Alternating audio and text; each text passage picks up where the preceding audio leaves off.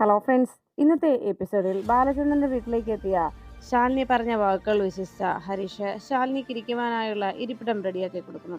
അത് കണ്ട ബാലചന്ദ്രൻ സംശയത്തോടെ നോക്കുമ്പോൾ ശാലിനി പറഞ്ഞു, ബാലചന്ദ്രൻ സംശയിക്കണ്ട, ഞാൻ പറഞ്ഞത് കാര്യം തന്നെയാണ്. നിങ്ങളുടെ കൂടെ കൂടിയില്ല എങ്കിൽ എനിക്ക് യാതൊരു നിലനിൽപ്പുമില്ല എന്ന് എനിക്ക് മനസ്സിലായി എന്ന് പറഞ്ഞതും ഹരീഷ് വലിയ സന്തോഷത്തോടെ, എന്തായാലും എനിക്കൊത്തിരി സന്തോഷമായി എന്ന് പറഞ്ഞ് എല്ലാവരെയും നോക്കി ഹരീഷ് ഇതൊട്ടും വിശ്വസിക്കാൻ പറ്റുന്നില്ല എന്നെല്ലാം പറഞ്ഞുകൊണ്ട് അങ്ങനെ നിന്നു.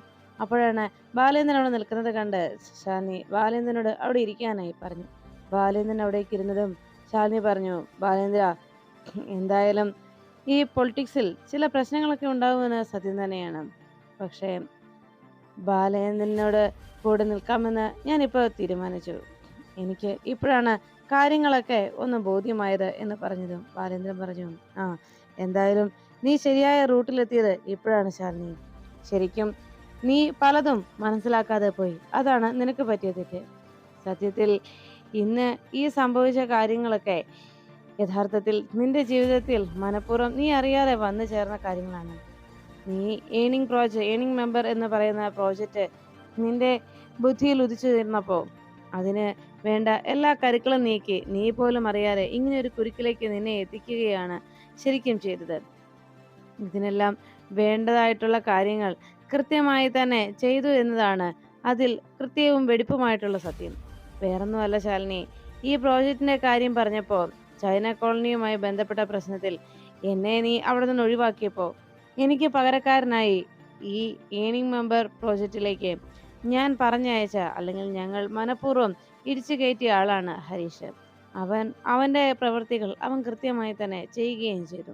ശാലിനി, ഒരു കാര്യം നീ ഇപ്പോഴെങ്കിലും തിരിച്ചറിയണം. നീ കരുതുന്നത് പോലെ എല്ലാവർക്കും നല്ലത് മാത്രം ഉണ്ടാകണമെന്നും ജനങ്ങൾക്ക് വേണ്ട കാര്യങ്ങൾ നല്ലത് മാത്രം ചെയ്യണമെന്നും ചിന്തിച്ച് എപ്പോഴും മുന്നോട്ടേക്ക് പോകുന്നവരല്ല ഈ പൊളിറ്റിക്സിലുള്ളവർ. അതുകൊണ്ട് തന്നെ നമ്മൾ അധികാരത്തിലിരിക്കുമ്പോഴും നമ്മുടെ രാഷ്ട്രീയ ബന്ധങ്ങളുമൊക്കെ നമുക്ക് നേട്ടങ്ങൾ ഉണ്ടാക്കേണ്ടതാണ്. ഇതാ, യുവന്മാരെല്ലാവരും എൻ്റെ കൂടെ കൂടി ആ നേട്ടം ആസ്വദിച്ചു കൊണ്ടിരിക്കുന്നു. ഇനിയിപ്പോ ശാലിനി, ഞാൻ നിന്നോട് പറയുന്നത് വേറൊന്നുമല്ല, ഒറ്റയൊരു കാര്യം മാത്രം മതി. വേറൊന്നുമല്ല, ആ ഒറ്റയൊരു ഒപ്പ് മാത്രം. ആ ചൈന കോളനിയിലെ ആ സ്ഥലം അത് ശരിക്കും ഗവൺമെന്റിന്റെ പരിധിയിൽ ഉണ്ടായിരുന്നതാണെന്നും നഗരസഭയുടെ പുറമ്പോക്കായിരുന്നു എന്നുള്ള ഒരു ഒരേ ഒരു വാക്ക്, ആ ഒരു പേപ്പർ മാത്രം ഇനി നിന്റെ ഭാഗത്തു നിന്ന് കിട്ടിയാൽ മതി. അങ്ങനെ ശാലിനി ആ പേപ്പർ ഒപ്പിട്ട് കിട്ടിയാൽ ആ അടുത്ത ഒരു സബ്മിഷൻ കൂടി വരുന്ന നേരത്ത് ഒന്നുകൂടി സബ്മിഷന് വേണ്ടി ആളെ പറഞ്ഞേക്കുമല്ലോ. ഒന്നുകൂടി ആ കേസുമായി ബന്ധപ്പെട്ടിട്ടുള്ള ആ ഫയല് പഠിക്കാനും പരിശോധിക്കാനുമായിട്ട് പുതിയ ആളുകളെ നിയമിക്കും. അതിൽ നമ്മുടെ ആളുകളും ഉണ്ടാകും ഉദ്യോഗസ്ഥരായിട്ട്. ആ ആളുകൾ നൽകുന്ന റിപ്പോർട്ടിന്മേലാണല്ലോ ഇനി കോടതി വിധി എഴുതാൻ പോകുന്നത്. അതുകൊണ്ട് തന്നെ ആ റിപ്പോർട്ടിൽ ശാലിനിയുടേതായ പങ്ക് വഹിച്ചാൽ മതി. ഈ ചൈന കോളനി എന്ന് പറയുന്നത് പണ്ട് നാട്ടുരാജാക്കന്മാരായിരുന്ന സമയത്ത്, രാജവാഴ്ചക്കാലത്ത് അവർക്ക് രാജാവ് തീരെഴുതി കൊടുത്തതാണ് എന്നാണ് ഇപ്പോഴും പറഞ്ഞു വരുന്നത്. എന്നാൽ അത് സത്യമല്ല എന്നും ശരിക്കും അത് നഗരസഭയുടെ തന്നെ പുറമ്പോക്ക് ഭൂമി ആയിരുന്നു എന്ന് ആ ഒറ്റയൊരു സിഗ്നേച്ചറോടുകൂടിയുള്ള ആ ഒറ്റയൊരു പേപ്പർ മാത്രം മതി. ആ ഒരു കൺസെന്റ് കിട്ടിയാലും അതോടെ നമ്മൾ ആഗ്രഹിച്ച കാര്യങ്ങൾ നടപ്പിലാകും. അതിലേക്ക് എത്തിച്ചേരുന്നതിന് വേണ്ടിയാണല്ലോ ഈ കാര്യങ്ങളൊക്കെ ഇവിടെ ചെയ്തു കൂട്ടിയത് എന്ന് ശാലിനിയോട് ബാലചന്ദ്രൻ അറിയിച്ചു. അത് കേട്ടതും ശാലിനി ചോദിച്ചു, അപ്പം ഇതിപ്പോ ഇനി ഒരിക്കൽ കൂടി ഈ ഫയൽ എടുത്ത് പരിശോധനയ്ക്ക് അയക്കണമെന്നാണോ ബാലചന്ദ്രൻ പറയുന്നത് എന്ന് ചോദിച്ചു. അതെ, അതുതന്നെയാണ് സത്യം എന്ന് ബാലചന്ദ്രൻ ശാലിനിയോട് അറിയിച്ചു. ഈ സമയത്ത് ബാലചന്ദ്രനെ മറ്റാരും അറിയാതെ കൃത്യമായി ആ വീടിനുള്ളിൽ നിന്ന് ക്യാമറയിലൂടെ ആ വിഷ്വൽസും ആ ബാലചന്ദ്രൻ പറയുന്ന കാര്യങ്ങളുമെല്ലാം ലൈവായി ടെലികാസ്റ്റ് പോയിക്കൊണ്ടിരിക്കുന്നു. ഒരു ചാനലിലൂടെ അതിങ്ങനെ ടെലികാസ്റ്റ് പോകുന്ന സമയത്ത് ഇതൊന്നും അറിയാതെ ബാലചന്ദ്രൻ വീണ്ടും അവിടെ ഓരോ കാര്യങ്ങൾ എല്ലാവരും കേൾക്കെ വിളിച്ചു പറഞ്ഞുകൊണ്ടിരുന്നു. ശാലിനി, നീ എങ്ങനെ ഒരു പേപ്പർ കളക്ടറുടെ ഒരു ഉത്തരവ് അങ്ങനെ നൽകി കഴിഞ്ഞാൽ അതിന്റെ പ്രതിഫലമായിട്ട് നിനക്ക് 20 കോടി വേണമെങ്കിൽ ഞാൻ തരാം.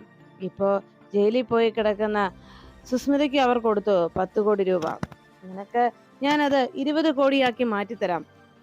എന്തായാലും നിനക്ക് രക്ഷപ്പെടാനായിട്ടുള്ള എല്ലാ വഴികളും ഞാൻ ഒരുക്കി തരാം. പക്ഷേ ശാലിനി, നീ ഞാൻ പറഞ്ഞ ആ കാര്യം, അങ്ങനെ ഒരു ഉത്തരവ് നിന്റെ ഭാഗത്തുനിന്ന് ഉണ്ടാകണം. അത്ര മാത്രമേ ഉള്ളൂ. ഇതിനു വേണ്ടി ഇപ്പോ ഈ നടന്ന സംഭവങ്ങളൊക്കെ ഈ ഒറ്റയൊരു പേപ്പറിന് വേണ്ടിയാണല്ലോ ഇത്രയേറെ പ്രശ്നങ്ങളൊക്കെ ഇപ്പോൾ നിലവിലുണ്ടായത്. നീ പോലും അറിയാതെ ഈ ഒരു ക്രിമിനൽ കേസിൽ നിന്റെ പേര് വന്ന് ഉൾപ്പെട്ടതും നീ സസ്പെൻഷനിലേക്ക് പോകാനുള്ള കാരണവുമൊക്കെ ഇത് തന്നെയാണല്ലോ. പിന്നെ ഒരു കാര്യം കൂടി, യാതൊരു പ്രശ്നവുമില്ലാതെ ഒറ്റയൊരു ഫോൺ കോൾ മാത്രം മതി. ഇപ്പോൾ ചീഫ് സെക്രട്ടറിയുടെ ഓഫീസിൽ ശാലിനിയുടെ സസ്പെൻഷൻ ഓർഡർ അവിടെ ടൈപ്പ് ചെയ്തുകൊണ്ടിരിക്കുന്നത് ക്യാൻസൽ ചെയ്യുന്നതിന് വേണ്ടി ഒറ്റയൊരു ഫോൺ കോൾ മാത്രം മതി. അതോടെ ശാലിനിയുടെ മേൽ എഴുതി വന്ന ഈ തലവിധി മാറിക്കോളും എന്ന് ശാലിനിയോട് ബാലേന്ദ്രൻ അറിയിച്ചു. എല്ലാം കേട്ട ശാലിനി ചോദിച്ചു, ഓഹോ, അത്രയ്ക്കൊക്കെയായി ഈ പ്രശ്നങ്ങളല്ലേ? അപ്പോൾ ഞാനിനി നിങ്ങളുടെ കൂടെ കൂടിയാ എനിക്ക് കുഴപ്പമൊന്നുമില്ലാതെ ഈ ഭരണം കാഴ്ചവെച്ചങ്ങ് മുന്നോട്ട് പോകാമല്ലേ എന്ന് ചോദിച്ചപ്പോൾ ബാലേന്ദ്രൻ പറഞ്ഞു, ശാലിനി, നീ കരുതുന്ന പോലെയൊന്നുമല്ല. ഈ അമിത് ഗ്രൂപ്പ് എന്ന് പറയുന്നത് ആരാണെന്ന് നിനക്കറിയാമോ? അമിത് ഗ്രൂപ്പുകാര് ഇവിടേക്ക് വരുന്നത് തന്നെ അവരുടെ വലിയ നേട്ടങ്ങൾ കാണാം. പിന്നെ ബിസിനസ് രംഗമല്ലേ, അവർക്ക് ഒരിടത്തും ഒരു സ്ഥായിയായ നിലനിൽപ്പോ സ്ഥായിയായ ഒരു ബന്ധമോ ഉണ്ടായിരിക്കില്ല. അതുകൊണ്ട് തന്നെ ഒരു കാര്യം ഞാൻ പറയാം, ഇവരുടെ കയ്യിൽ നിന്ന് എത്ര കോടികൾ വേണമെങ്കിലും ശാലിനിക്ക് വേണമെങ്കിൽ എനിക്ക് വാങ്ങിച്ചു തരാൻ കഴിയും. പിന്നെ ഇപ്പോ ഇവിടെ പണിതിരിക്കുന്ന ഈ ഒരു എല്ലാ ജനങ്ങളുടെയും മുന്നിലുള്ള ശാലിനിയുടെ ആ ഒരു ഇമേജ് ഉണ്ടല്ലോ, അത് പഴയതുപോലെ നമുക്ക് വീണ്ടെടുക്കാം. പകരം ഈ ഒരു ഏണിംഗ് മെമ്പർ പ്രോജക്റ്റിൽ ശരിക്കും താൻ കുറ്റവാളിയാണെന്ന് വിധി എഴുതാൻ പോകുന്ന കോടതിയെ നമുക്ക് തെറ്റിദ്ധരിപ്പിക്കണം. അതിന് അവിടുത്തെ ഡെപ്യൂട്ടി കളക്ടറായിട്ടുള്ള സജികുമാറാണ് ഇതിനെല്ലാം ചുക്കാൻ പിടിച്ചത് എന്നുള്ള കാര്യം, അതിൻ്റെ ആ സത്യാവസ്ഥ നമുക്ക് കോടതിയുടെ മുന്നിൽ ബോധ്യപ്പെടുത്തുകയും അങ്ങനെ അയാളാണ് കുറ്റക്കാരനെന്ന് എല്ലാവർക്കും മനസ്സിലാക്കി കൊടുക്കുകയും ചെയ്യാം. എന്താ അതുപോരെ എന്ന് ചോദിച്ചതും ഹരീഷ് അതെല്ലാം കേട്ട് സന്തോഷത്തോടെ പുഞ്ചിരിച്ചങ്ങനെ നിൽക്കുമ്പോൾ ബാലേന്ദ്രൻ പറഞ്ഞു, എന്തായാലും ശാലിനി, നീ ഇപ്പോൾ ഇവിടേക്ക് വന്ന് എല്ലാത്തിനും കൂട്ടുനിൽക്കാമെന്ന് പറഞ്ഞ് ഞങ്ങളോടൊപ്പം ചേർന്നല്ലോ, അത് തന്നെ വലിയ കാര്യം. ഇവന് വല്ലാത്ത ടെൻഷനായിരുന്നു ശാലിനി ഇനി ഇതിനൊക്കെ മുതിരുമോ ഇല്ലയോ എന്ന്. എന്തായാലും അവൻ്റെ ആ സംശയങ്ങൾക്കൊക്കെ ഇതോടെ അവസാനമായല്ലോ. അന്ന് ഹരീഷിന്റെ ബുദ്ധിയാണ് ഈ ഏണിംഗ് മെമ്പർ പ്രോജക്റ്റിലേക്ക് ഇങ്ങനൊരു കമ്പനിയെ ഉൾപ്പെടുത്താൻ കൂടി സാധിച്ചതെന്ന് ബാലേന്ദ്രൻ അറിയിച്ചു. സത്യത്തിൽ ഈ ജനങ്ങളെന്ന് പറയുന്നത് നമുക്ക് തോന്നുമ്പോൾ എടുത്ത് അമ്മാനമാടാനുള്ള വെറും ഉപകരണങ്ങൾ അല്ലെങ്കിൽ വെറും കളിപ്പാട്ടങ്ങൾ, അതാണ് സത്യം.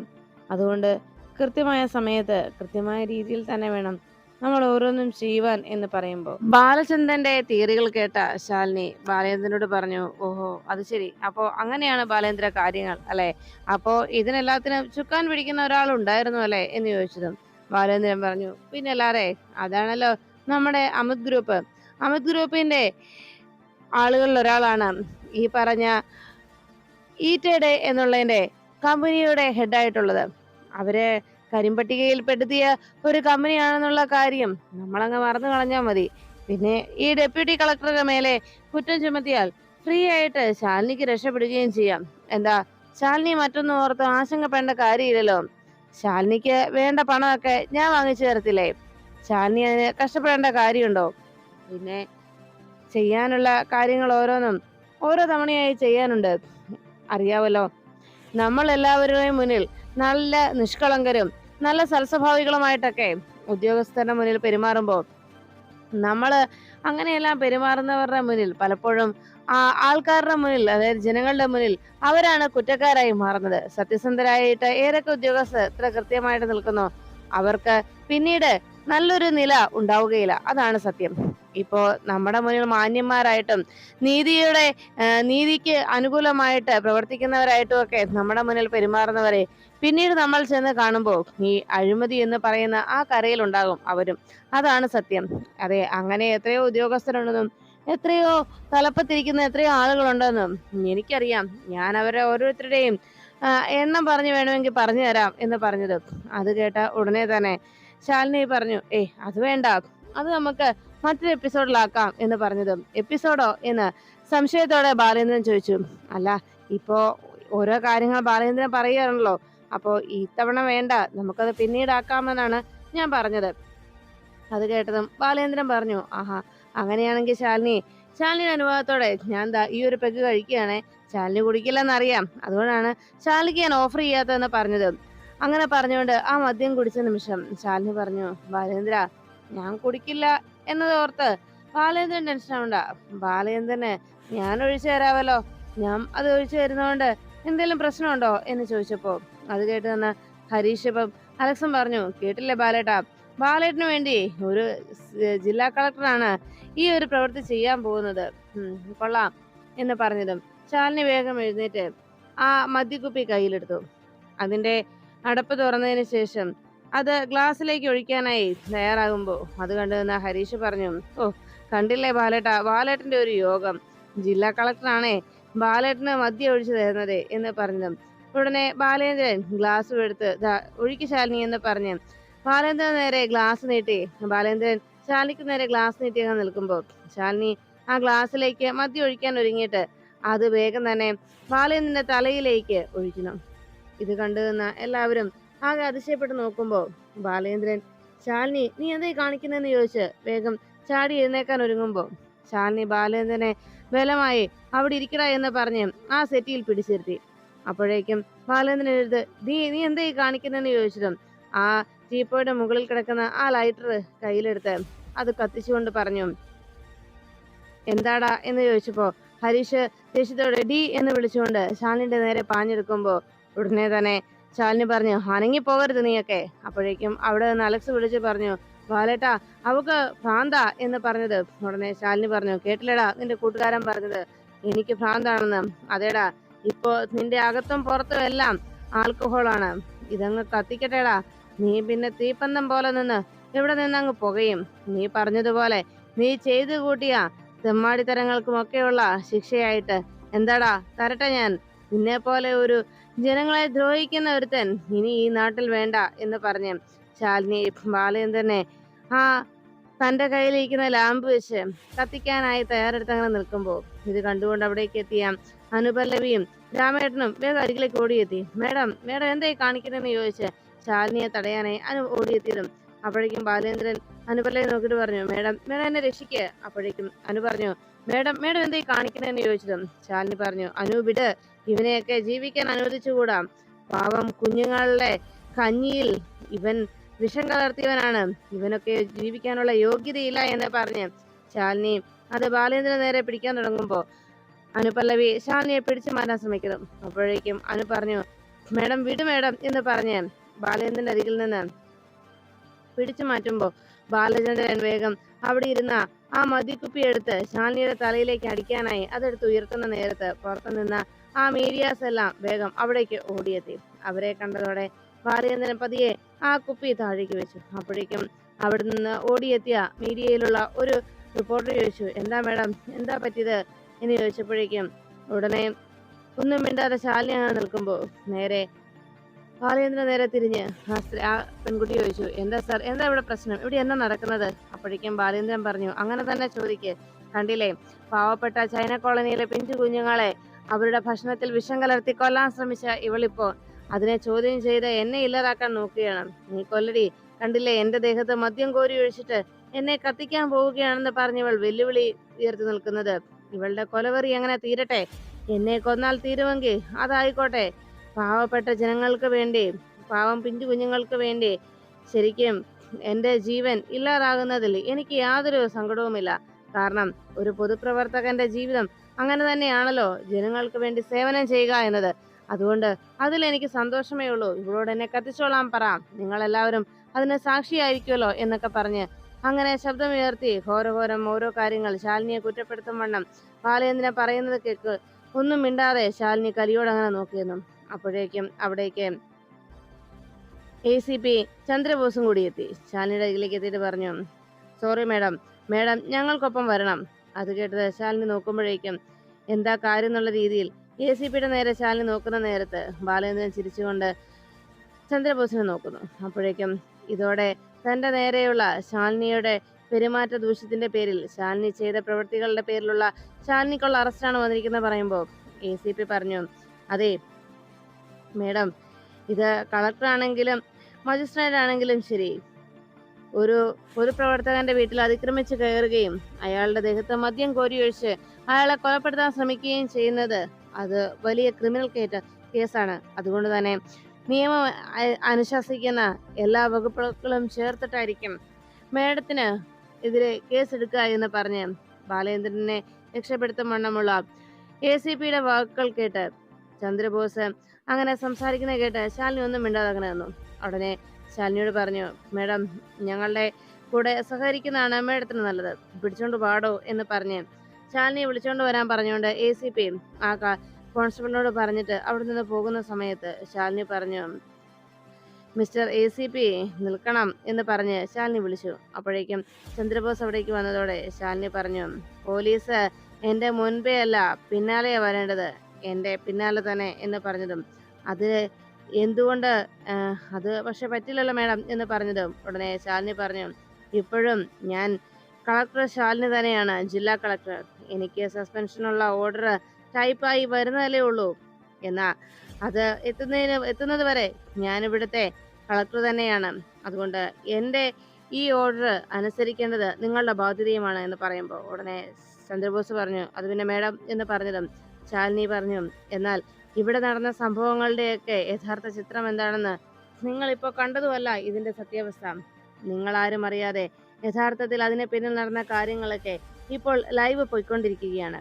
ഞാൻ നിങ്ങളെ മറ്റു ചില കാഴ്ചകൾ ഇപ്പോൾ കാണിച്ചു തരാം എന്ന് പറഞ്ഞ് പ്രകാശ് എന്ന് പറഞ്ഞ് വേഗം ശാലിനി വിളിച്ചു. അപ്പോഴേക്കും ബാലചന്ദ്രന്റെ വീടിനുള്ളിൽ കയറി എല്ലാ കാര്യങ്ങളും കൃത്യമായി ഷൂട്ട് ചെയ്തുകൊണ്ടിരിക്കുന്ന ശാലിനി പറഞ്ഞിട്ട് കൃത്യമായി ഷൂട്ട് ചെയ്തുകൊണ്ടിരുന്ന CTVയുടെ സി ന്യൂസിന്റെ റിപ്പോർട്ടറും ക്യാമറമാനും വേഗം അവിടേക്ക് ഓടിയെത്തി. ഇവര് സി ന്യൂസിലെ ജോലിക്കാരാണ്. ഇവര് ഇവിടെ നടന്ന സംഭവങ്ങളൊക്കെ ഇതിനോടകം കൃത്യമായി തന്നെ ഷൂട്ട് ചെയ്ത് ലൈവായി പൊതുജന മധ്യത്തിലേക്ക് എത്തിച്ചു കഴിഞ്ഞു. എന്തായിരുന്നു ഇവിടെ നടന്ന സംഭവങ്ങളെന്നും നിങ്ങളെല്ലാവരും കാണാൻ ആഗ്രഹിക്കേണ്ടത് അല്ലെങ്കിൽ നിങ്ങളെ കാണിക്കാനായി ഞാൻ കരുതി വെച്ചിരുന്ന എന്താണെന്നും ഇപ്പോ നിങ്ങൾക്ക് എല്ലാവർക്കും കാണാനായിട്ട് ഇവർ കാണിച്ചു തരുമെന്ന് പറഞ്ഞ് ചാനലിന്റെ TV-യിലൂടെ ലൈവ് പോയിക്കൊണ്ടിരുന്ന ആ വീഡിയോ എന്തായിരുന്നു എന്നുള്ള കാര്യം, യഥാർത്ഥത്തിൽ ശാലിനി നിരപരാധിയായിരുന്നതിന്റെ യഥാർത്ഥ വെളിപ്പെടുത്തലുകൾ അവിടെ വെച്ച് ബാലേന്ദ്രൻ നടത്തിയ ആ സത്യമായിട്ടുള്ള വെളിപ്പെടുത്തലുകളെല്ലാം കൃത്യമായി ഷൂട്ട് ചെയ്ത് ലൈവിൽ കയറ്റിവിട്ട കാര്യങ്ങളൊക്കെ അവിടെ എല്ലാവർക്കും മുന്നിൽ വെളിപ്പെടുത്തുന്നു. അങ്ങനെ ബാലേന്ദ്രൻ പറഞ്ഞതെല്ലാം കൃത്യമായി ടെലികാസ്റ്റ് ചെയ്ത് അവരുടെ ക്യാമറയിൽ ഫീഡ് ചെയ്തത് ACPയെ കൂടി കാണിച്ചതോടെ ബാലചന്ദ്രൻ ആകെ കൊടുക്കുന്നു. ശാലിനി എല്ലാത്തിനും വേണ്ട രീതിയിലുള്ള നീക്കം നടത്തി, അതും ഉചിതമായിട്ടുള്ള നീക്കം തന്നെയായിരുന്നു എന്ന് തെളിയിക്കും വണ്ണമുള്ള ബാലചന്ദ്രന്റെ ഓരോ ബൈറ്റും കൃത്യമായി തന്നെ അവിടെ എല്ലാവർക്കും മുന്നിൽ കാണിച്ചു.